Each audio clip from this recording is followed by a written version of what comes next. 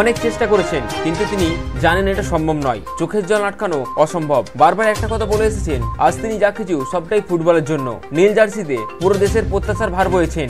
এরপর কি? এই প্রশ্নটা বারবার ঘুরে ফিরে উঠল। সুনীল আন্তর্জাতিক ফুটবলকে বিদায় জানালেন। এরপর ভারতীয় ফুটবল? এই প্রশ্নের উত্তর যেন কারোর কাছে নেই। শেষ বাঁশি বাজতেই ভক্তদের কান্না। পুরো গ্যালারি জুড়ে এমন অনেক ভক্ত রয়েছেন যাদের চোখের জল আটকানো অসম্ভব হয়েছিল। ম্যাচ শেষ হতেই মাঠ প্রদক্ষিণ করলেন ক্যাপ্টেন। আবেগ আটকানো সম্ভব হয়নি। শেষবার যখন ট্যানেল দিয়ে মাঠে ঢুকলেন, গার্ড অফ ওনার দেওয়া হলো। প্রয়োজন ছিল একটা ব্রেক। সুনীল ছেত্রীর জন্য বিদায়ী সংবর্ধনার ব্যবস্থা ছিল।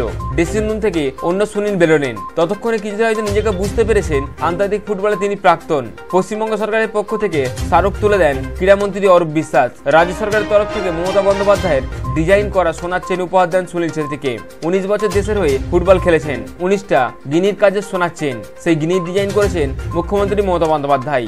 Indian football association, east Bengal, Mohun Bagan কর্তারা উপস্থিত ছিল সেখানে। সঙ্গী ফুটবল জীবনে নানা কিংবদন্তি। ক্যাপ্টেনের পাশে থাকলেন সকলে। গ্যালারি থেকে বারবার চেনা একটা ধ্বনি উঠে আসছিল, সুনীল ছেত্রী, সুনীল ছেত্রী। একের পর এক স্মারক জমা হচ্ছিল সুনীলের ক্যাবিনেটে। বাবা মা স্ত্রী সেখানে উপস্থিত ছিলেন। পরিবারের সকলেই সেখানে ছিলেন। ম্যাচ শেষে সুনীলের সঙ্গে তার পরিবার আর ফুটবল পরিবার। সর্বভারতীয় ফুটবল সংস্থার প্রেসিডেন্ট তুলে দেন তাকে বিশেষ স্মারক সম্মান। প্রাক্তন সতীর্থরা সুনীলের সঙ্গে ফটো সেশন করেন।